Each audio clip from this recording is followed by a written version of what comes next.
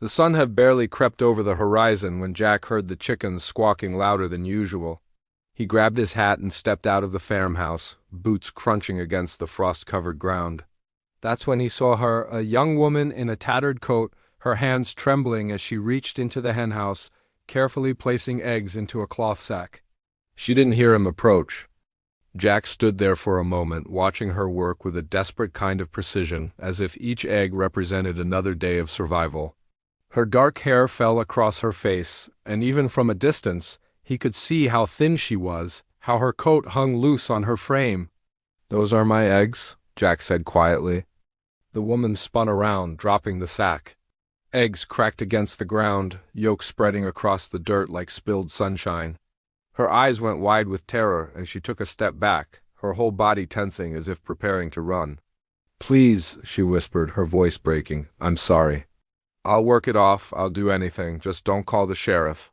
Jack studied her face, the hollow cheeks, the dark circles under her eyes, the way her hands shook not just from cold but from hunger. He'd seen that look before, during the hard years when his own family had struggled to keep food on the table. "What's your name?" he asked, making no move toward her. "Emma," she said after a hesitation. "Emma Walsh." "Well, Emma Walsh, you're right about one thing. You will work it off. Come inside. You look like you haven't eaten in days." Emma stood frozen, suspicion warring with hope in her expression. "Why would you help me?" "I was stealing from you, because I've been hungry before," Jack said simply. "And because everyone deserves a second chance." Over breakfast eggs, ironically, along with bacon and fresh bread, Emma's story spilled out between bites. Her father had died in a mining accident. Her mother had passed from illness the following winter.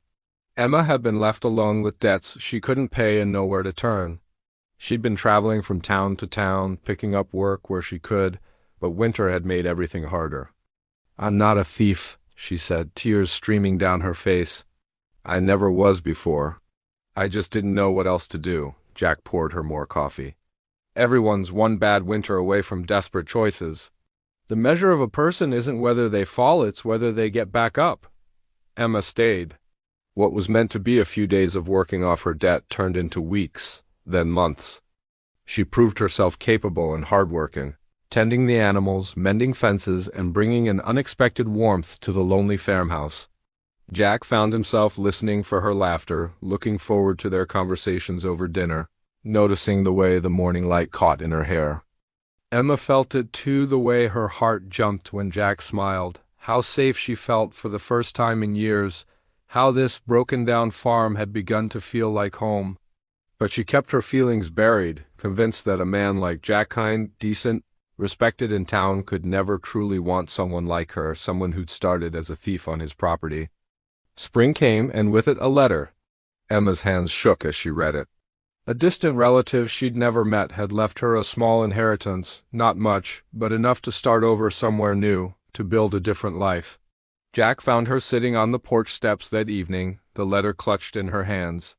"You're leaving," he said. "It wasn't a question." "I have the money to go now," Emma said softly.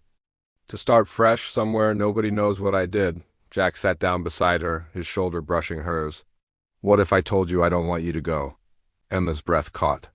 "Jack, that first morning when I found you in the henhouse, I had a choice," Jack said, staring out at the fields turning gold in the sunset. "I could see a thief, or I could see a person in trouble. I chose to see you, Emma, the real you. And every day since, you've shown me I was right. You're honest, hardworking, kind. You make this place feel alive again." "I stole from you," Emma whispered. "You took eggs because you were starving. That's not who you are, that's what circumstances forced you to become for one desperate moment." Jack turned to face her, his eyes intense.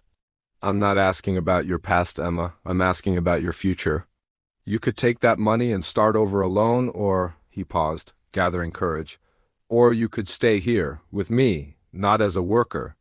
As my wife, if you'll have me." Emma stared at him, tears spilling down her cheeks. "You're serious?" "I've never been more serious about anything in my life." "So what do you say, Emma Walsh? Do you want to work off that debt forever, or do you want to wear white and stand beside me for the rest of our lives?" Through her tears, Emma smiled, a radiant, transformative smile that made Jack's heart soar. "I choose you," she whispered. "I choose us." As the sun set over the farm, Jack pulled Emma close, and in that embrace was forgiveness, hope, and the promise that sometimes our darkest moments lead us exactly where we're meant to be.